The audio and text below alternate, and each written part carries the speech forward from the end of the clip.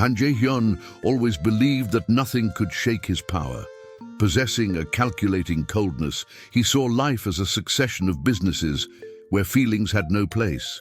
To him, his wife, Seo Ye-Rin, was merely a shadow in his luxurious routine, someone present but invisible. When she dared to confide her dream of writing books, he laughed disdainfully.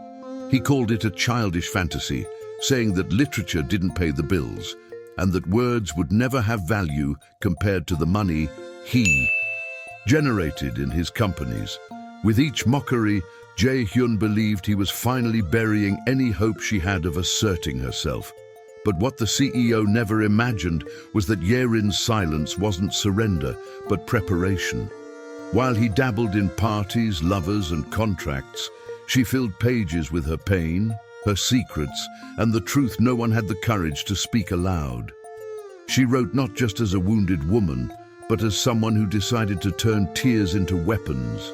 And page after page, the work that would change everything was born. A book where fiction and reality blended, exposing every detail of the betrayal that had crushed her. The day of the book's release sealed their fate. Surrounded by cameras, readers, and applause, Ye-Rin signed copies of her bestseller with the serenity of someone who had finally found a voice that could not be silenced. In the same space, hidden among the crowd, sat Han Jae-Hyun. The man who had once humiliated her now held the book with trembling hands, tears streaming down his face as he realized that each chapter was a cruel mirror of his own infidelity. There was no escape. The whole world was now reading about her betrayal.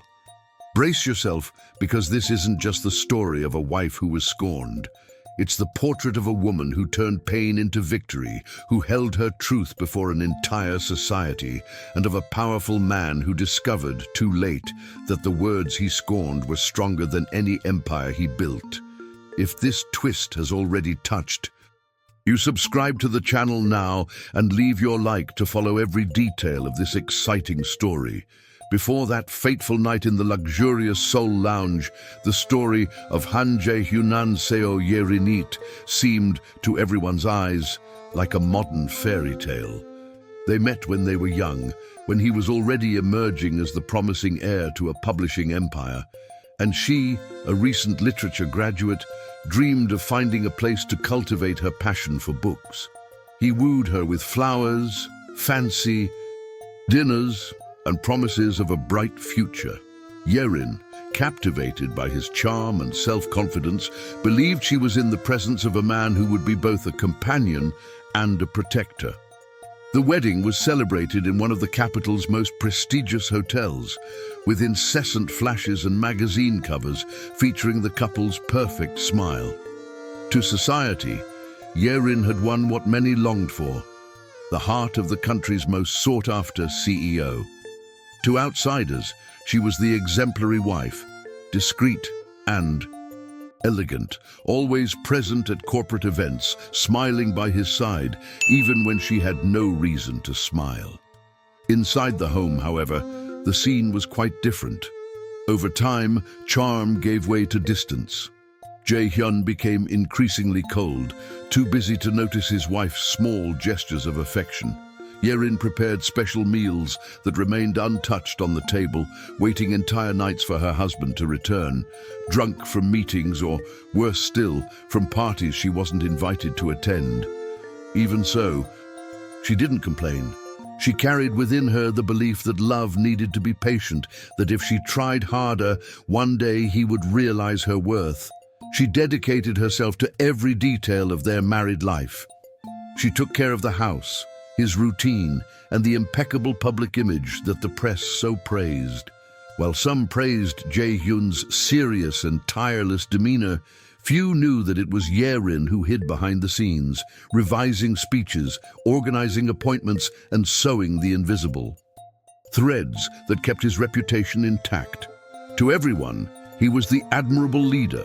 To her, he was simply the man who had forgotten how to love. And despite the loneliness that crept into her heart, Ye-Rin still believed that everything could change. She silently kept the drafts of short stories she wrote during sleepless nights, as if they were letters destined for a future that could still be different. Her hidden notebooks were the only space where her voice existed freely, where she wasn't just the CEO's wife, but a woman who dreamed of being heard. However, the seemingly stable routine would begin to be shaken by signs that could no longer be ignored. And Ye-Rin would soon realize that her husband's coldness hid something even more devastating than simple disinterest. The first signs of change Han Jae-Hyun, they emerged almost imperceptibly. At first, they were just late arrivals at the luxurious Gangnam apartment, excused by meetings that supposedly stretched into the wee hours. Ye-Rin, patient, believed the excuses, even as loneliness began to eat away at her nights.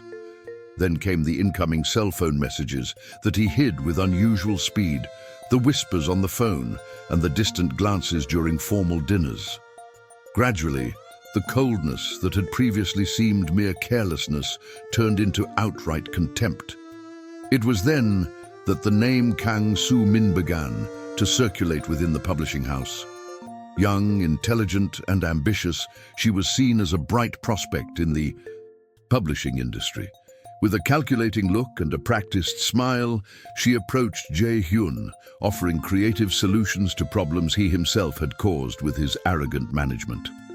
Soon, Soo-min became a regular presence in his daily routine.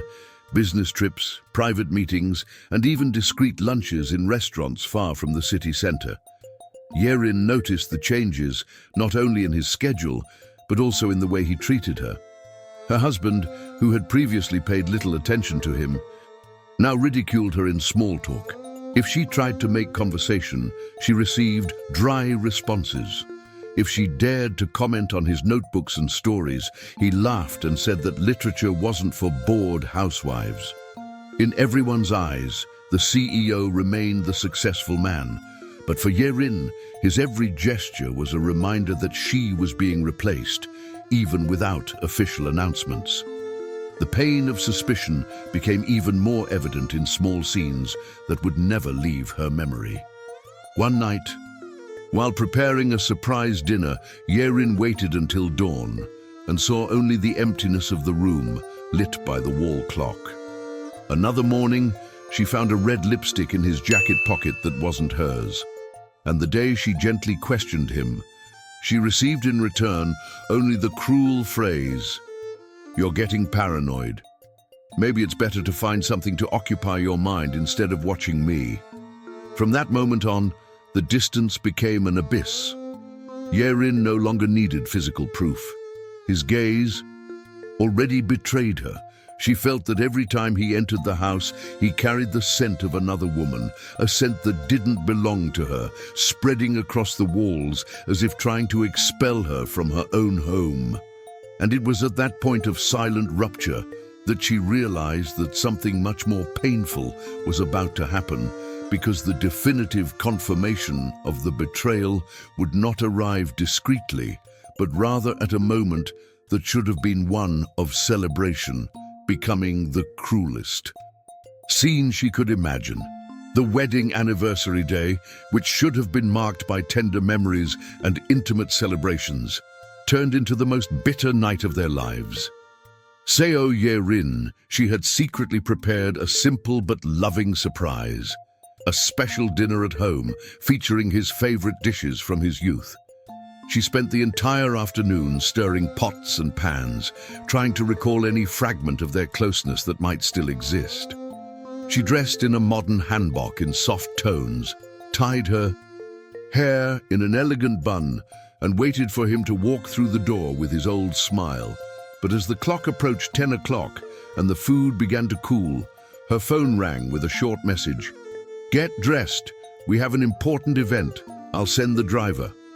Without time to question him, she obeyed, still harboring the hope that perhaps, in front of an audience, he would remember the significance of the date. The car dropped her off in front of a luxurious convention center in Gangnam, illuminated by floodlights and surrounded by journalists. Inside, a press conference awaited the publisher's big announcement, HJK group, Ye-Rin walked in, feeling out of place, until she saw him on the main stage, impeccably dressed as always, with a proud gleam in his eyes. Standing beside him, however, was not a team of directors, but Kang Soo-min, wearing a sophisticated dress that revealed the prominent position she had already achieved. With a firm voice and a triumphant tone, Jae-Hyun introduced everyone to the brilliant mind who would lead the label into a new era. He spoke of Soo-min with an enthusiasm Ye-Rin had never heard in so many years of marriage. And then, in front of the cameras, he made a gesture that would become a permanent wound. He took his lover's hand and held it high in front of everyone as if she were his true life partner.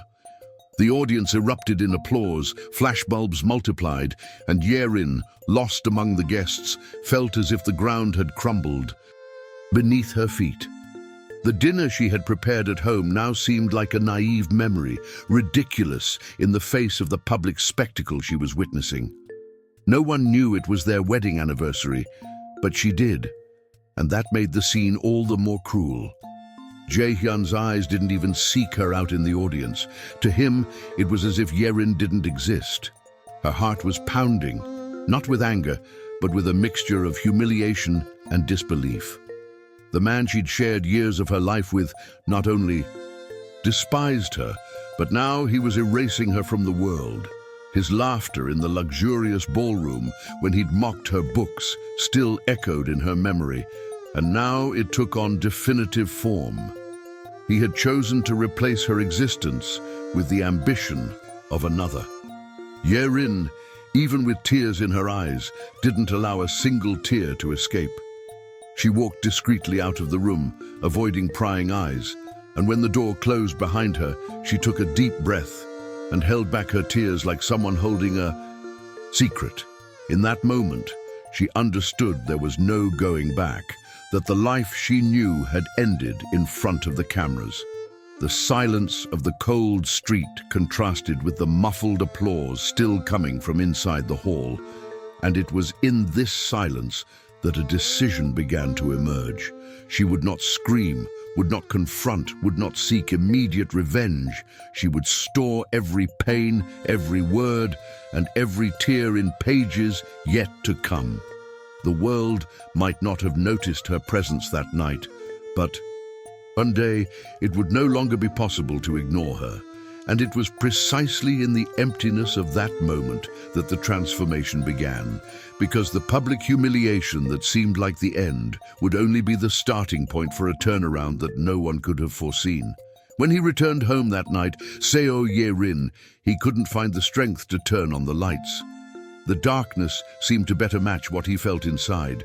He sat before the still-set table, with untouched dishes and unlit candles, as if they were silent witnesses to a love that no longer existed.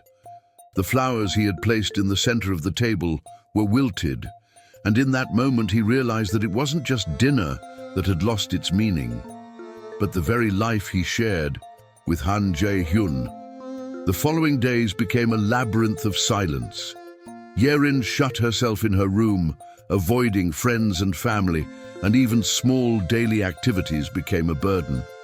She walked around the house, hearing the echoes of laughter that wasn't her own, remembering Jae-Hyun's hand lifting his lover before everyone. Each memory was like a blade pressed against her soul. During that dark period, Ye-Rin began to write as if bleeding in secret. She took out her old notebooks, tore out pages, restarted sentences, and filled entire pages with words she dared not speak aloud. Her tears stained the paper, mixing with the ink, transforming each chapter into a painful confession. Writing was her only way to breathe, and the more pain she felt, the stronger the need to record it all became. It was also during this process that she faced her most cruel pain, a silent loss, one she never had the courage to share. A few weeks pregnant, she dreamed that the arrival of a child could bring a new beginning. But alone, amidst the sadness that consumed her, she suffered a miscarriage. There was no one by her side when she cried, when she felt the physical and emotional emptiness merge into one body. She buried that secret deep in her heart, knowing that Jae-Hyun would never know. And yet, it was precisely this pain that gave her the strength to continue writing. As the months passed, she became a shadow within her own home. She paced silently when he arrived late, feigned sleep to avoid facing questions that never came, and deep down, she knew she was not just forgotten, but discarded. While Jae-Hyun flaunted his public life alongside Soo-min, Ye-Rin wrote stories that spoke of loss, abandonment, and betrayal disguised as success. And it was in this contrast that something began to blossom. The pain, which before seemed only destructive, became the raw material for something greater. Each tear that fell transformed into a line of text. Each wound became a paragraph. Each silence became a scream recorded on hidden pages. She didn't yet know if anyone would ever read those words, but she wrote as if it were her mission, as if it were the only way to stay alive. Ye-Rin didn't realize it yet, but while she believed she was just trying to survive her pain, she was actually shaping the work that would one day shake not only the man who humiliated her, but everyone who had witnessed her silence. And it was at that point that she understood that it was not enough to suffer in silence. She had to disappear, move away, create distance, because only in anonymity would she be able to start over and secretly shape the future that would transform her tears into power. When he finally decided to leave behind the cold corridors of that house where only echoes of contempt remained, Seo Ye-Rin chose to disappear without fanfare. There were no confrontations, no arguments, just a simple note left on the table, written in the same delicate handwriting that filled his notebooks. "I need to breathe away from your silence." Carrying only a few suitcases and his treasured manuscripts, he set off for Hongdae, an artistic neighborhood in Seoul known for its low-key cafes, music schools, and small bookstores that flourished. On narrow, neon-lit streets, it was there, among alleyways that blended modernity and tradition, that she found refuge. She landed a job teaching literature at a night school, where young dreamers sought inspiration in the classics and also in their own words. Alongside them, Ye-Rin rediscovered the joy of teaching, of sharing the power of stories, and of feeling that finally her voice had a place to be heard, even in a small and modest room. Her mornings were calm, spent in quiet coffee shops, where she opened her laptop or scribbled notebooks to continue writing. Her nights were filled with classes, shy smiles, and conversations with students who restored her faith in the power of words. Gradually, the void in her heart began to be filled not by forgetting, but by creation. Each written page was a form of reconstruction, each paragraph a stone laid in the foundation of a new life. Despite this, the past was not easily erased.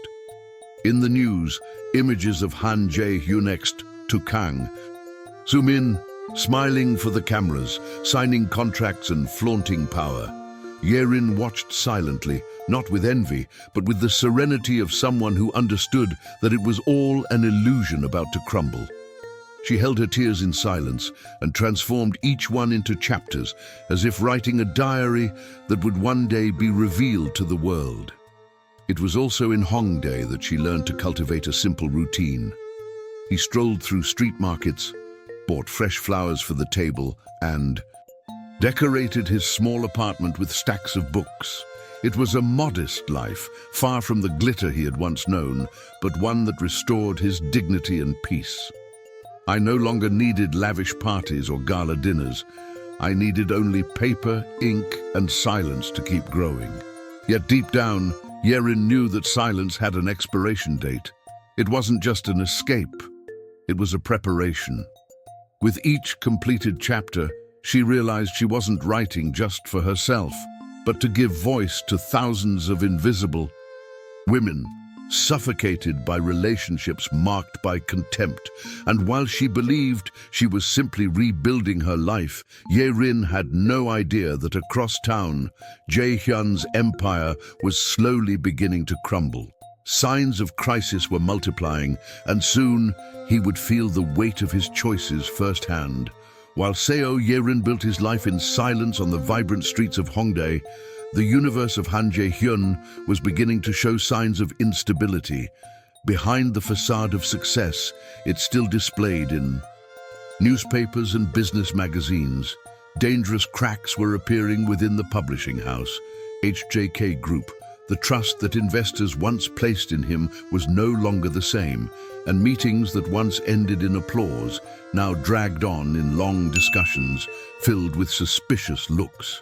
The constant presence of Kang Soo-min in the hallways, once celebrated as a sign of innovation, began to cause discomfort. Ambitious and calculating, she manipulated documents, altered numbers, and created hidden alliances that benefited only herself. While Jae-Hyun boasted about the partner he claimed had saved the company, he didn't realize that with each signature on papers he didn't even read, he was slowly handing over the heart of the empire he had inherited. Fearful employees whispered in the hallways about botched contracts, missing funds, and dissatisfied customers.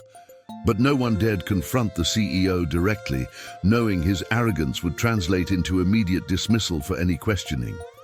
Jae-Hyun, blinded by his pride, ignored the warnings, convinced he had everything under control. Meanwhile, the public image of the CEO and lover couple was tarnished.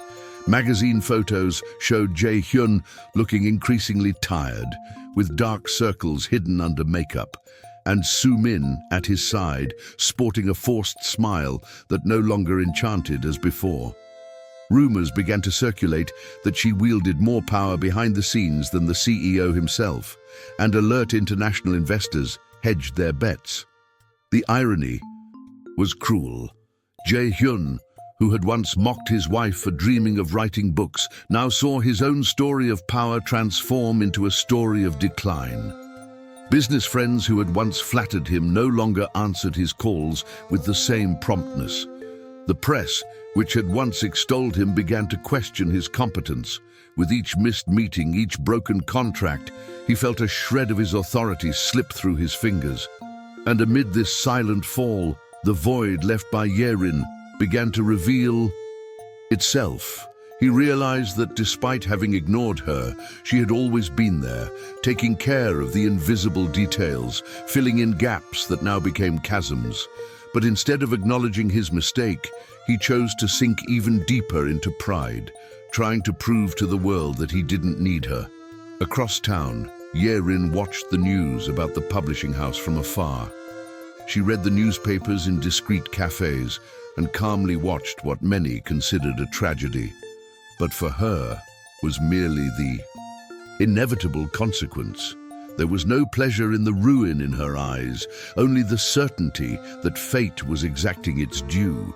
Still, what was to come would be far more impactful, for if until then Jae-Hyun had only experienced the instability of his professional life, he would soon face something even more devastating, a reunion with the one he thought had been erased forever, but who now shone with a strength he had never imagined.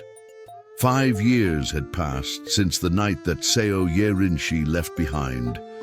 Not only her luxurious house in Gangnam, but also a life of humiliation and silence. In that time, she not only rebuilt herself, but also transformed into something no one could have predicted. An admired writer, capable of moving hearts with words born from deep wounds. Her book, initially published by a small, independent publisher, gained traction in book clubs, spread throughout universities, and garnered rave reviews in newspapers. Until, almost inevitably, it reached the shelves of the country's largest bookstores, becoming a bestseller. It was this overwhelming success that led her to Seoul International Literary Festival, an annual event that brought together renowned writers, influential critics, and thousands of readers. That morning, The halls of the convention center were packed with young students, journalists, and literature enthusiasts, all eager to hear the voices shaping contemporary culture. Amid colorful posters and booths crammed with books, Ye-Rin's name shone prominently. Seo Ye-Rin, author of The Tears He Ignored. As she walked through the auditorium, dressed in simple elegance but carrying in her eyes the confidence she'd previously lacked, applause erupted spontaneously. Emotional readers surrounded her, asking for autographs, thanking her for stories that reflected their own pain. Every word they heard from Ye-Rin was received as comfort and inspiration. And in that moment, she realized she no longer needed anyone's validation. Her voice had finally found an echo in the world. At the same event, however, was Han Jae-Hyun, invited not as a protagonist, but as a judge on a panel discussing publishing business. He wore the same impeccable suit as always, but his eyes bore the marks of sleepless nights and accumulated losses. The publishing house that had once been a source of pride was now reeling from debt and financial scandals. He believed this would be just another opportunity to prove himself relevant to foreign investors. Little, imagining the scene that awaited him as he entered the grand auditorium, his gaze wandered over the crowd until it settled on an image that made his body shiver. On the main stage, in front of cameras and journalists, stood Ye-Rin, smiling, signing copies of a book whose title sounded like a sentence, The Tears He Ignored. The impact was immediate. His hands trembled, his heart raced, and for a moment the world seemed to spin faster. He watched, transfixed, as she talked about the writing.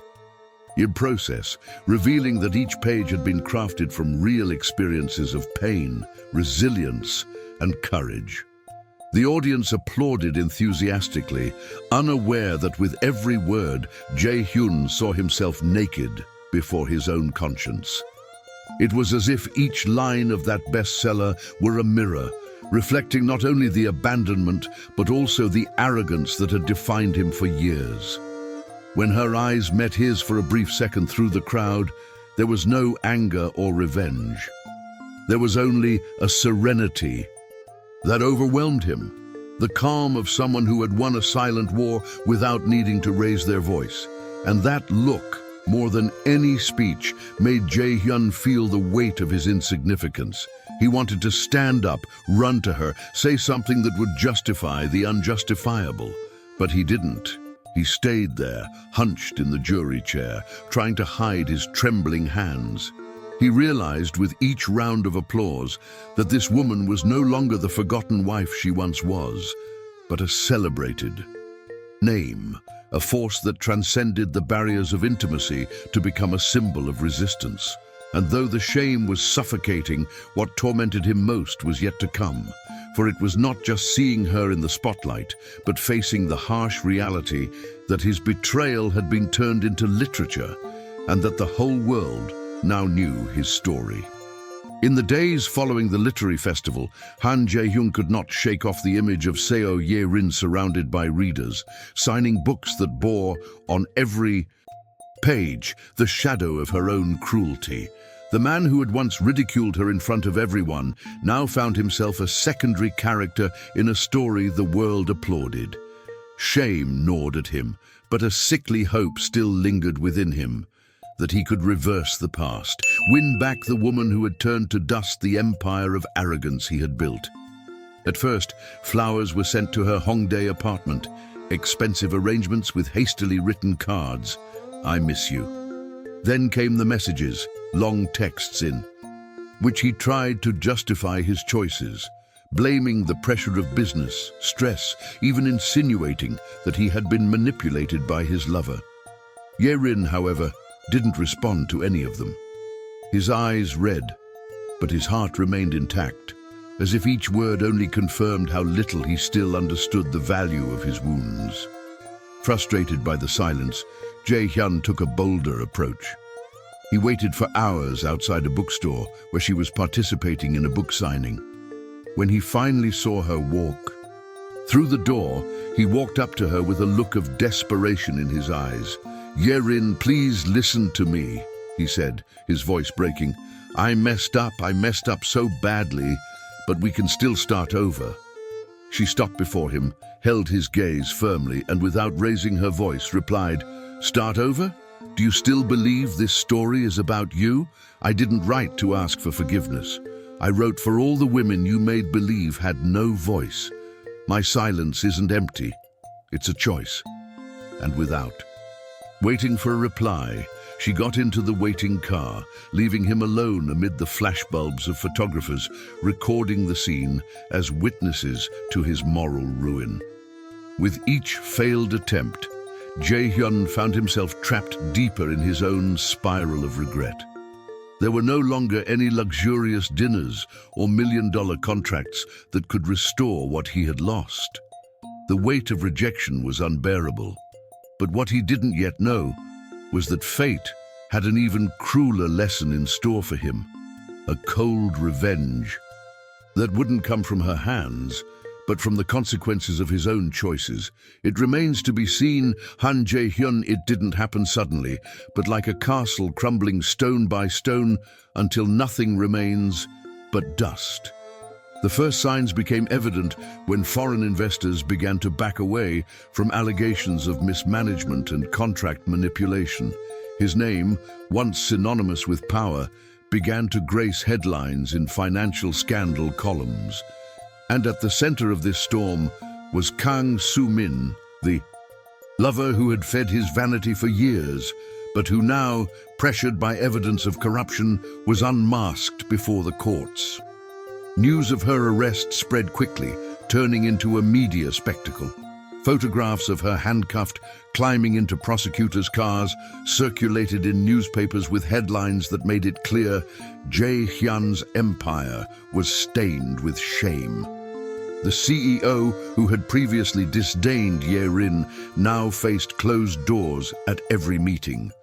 Former allies disappeared, and even employees who feared him no longer concealed their contempt. As he struggled to save his reputation, fate prepared an even more painful blow. The publisher HJK Group, suffocated by debt and abandoned by investors, was finally sold to an international conglomerate. To the surprise of many, the first author hired and promoted as a symbol of the company's new phase was none other than Seo Ye-Rin. His work, The Tears He Ignored, had become not only a literary but also a cultural reference, resonating among women who found in its pages the strength to no longer remain silent. The contrast was devastating. Jae-Hyun, sitting in the back rows of events where he once reigned supreme, watched the wife he once ridiculed be celebrated as a voice of new Korean literature. Each round of applause she received was like a hammer pounding on her conscience. And to top off her humiliation, there was a symbolic moment that sealed the poetic justice of her trajectory. In a public ceremony before business people, journalists and critics, Ye-Rin was called to the stage to receive an award for her contribution to contemporary literature. As the audience applauded, the cameras captured Jae-Hyun at the back of the room, teary-eyed, unable to hide the tears that insistently fell. And as she lifted the trophy, she didn't need to mention her name for everyone to understand. This recognition also marked the definitive end of the empire, built on arrogance and betrayal. There was no direct confrontation, no words of revenge. Ye-Rin's strongest response was her indifference. She didn't attack him, didn't name him, just stood her ground, ignoring his presence as if he were just another face in the crowd. This indifference, more cutting than any accusation, made it clear that his place in her story no longer existed. Even so, life had one last chapter of pain in store for the man who believed himself above all else. For if public humiliation was already difficult to bear, the true torment would come in the silence of the night when alone he would be forced to face the pages of the book that betrayed his soul. The office that once symbolized power and conquest now felt like a silent prison. Han Jae-Hyun sat for hours in his leather chair, surrounded by empty shelves of contracts, dusty trophies, and old photographs that no longer meant anything. The phone rarely rang, and when it did, it was only to announce another bill, another loss, another investor pulling out.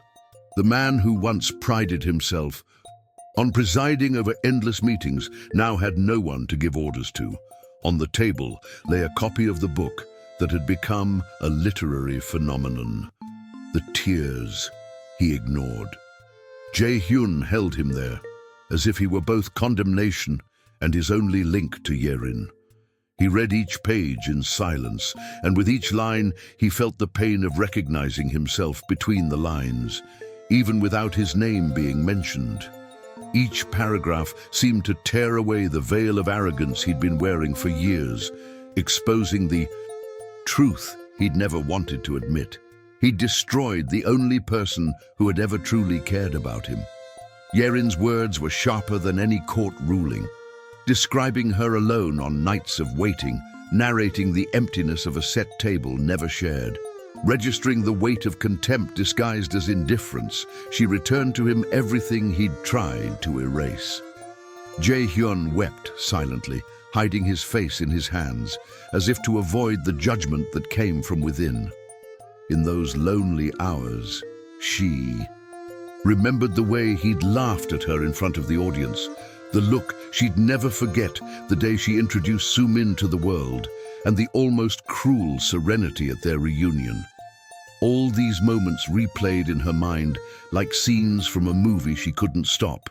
His former allies no longer answered his calls, and even the newspapers that once devoted full pages to him now preferred to highlight the brilliance of Ye-Rin's literary career. He had become invisible, forgotten, like a shadow, erased by the intense light of someone who knew how to transform pain into art. What tormented him most was not financial ruin, but the fact that her name was now synonymous with respect, while his was synonymous with shame. Each time the book reached his hands, he reread the passages that hurt him most, as if seeking voluntary punishment. When Ye-Rin was writing about the feeling of waiting for someone who never came, he saw before him the years he'd left her alone. When she described the cold of abandonment in a luxurious house, he remembered he'd given her nothing but silence and contempt. It was impossible not to recognize himself in those pages, and that shattered him more than any bankruptcy. And even though he wished he could turn back time, he knew there was no turning back. What Ye-Rin had gained could no longer be erased, and what he had lost would never be returned. Yet even in this state of ruin, he remained with a fragile, almost insane hope that perhaps, in some future gesture, she would look at him again, if only for a moment, before leaving him forever in the darkness. But this hope would clash with the final scene fate had in store, a symbolic conclusion that would not only seal his defeat, but also immortalize Ye-Rin's silent victory, because from that moment on, Han Jae-Hyun would not be remembered as the man who built empires, but as the character erased from the history written by the very woman he mocked, and who now reigned through the immortal power of words. In the grand auditorium in Seoul, packed with journalists and passionate readers, Seo Ye-Rin took the stage once more. The glare of the spotlight no longer intimidated her, because now she was the one setting the pace of her own story. Dressed with elegant simplicity, she held tightly in her hands the award for her bestseller, a symbol of overcoming adversity no one believed possible. The audience awaited her words, eager to hear from the author herself what it truly meant to transform pain into literature. A reporter, among so many extended microphones, asked the question that seemed to hover over everyone. Ye-Rin, is this book about revenge? The room fell silent, as if every heart awaited the answer that might finally reveal the hidden intentions behind those pages. Ye-Rin took a deep breath, looked up serenely, and in a firm voice replied, "No, this book was not born of hatred but of freedom. I wrote to show that no pain need imprison us forever. I wrote to give voice to those who have been silenced. I wrote because it was the only way to survive and, in the end, to be reborn. The applause echoed like waves that filled the entire space. Some cried, others smiled, but everyone understood that this woman had transformed wounds into strength.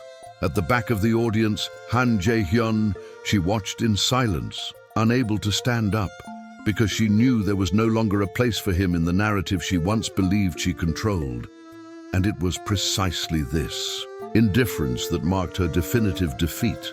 She didn't need to mention him, didn't need to attack him, because his absence from her speech was the hardest blow. He simply no longer existed in her life. Leaving the stage, Ye-Rin walked through the illuminated corridors as if crossing a definitive bridge to the future. She didn't look back, didn't search for familiar faces, simply moving forward with the dignity of someone who has learned that true victory is not revenge, but liberation.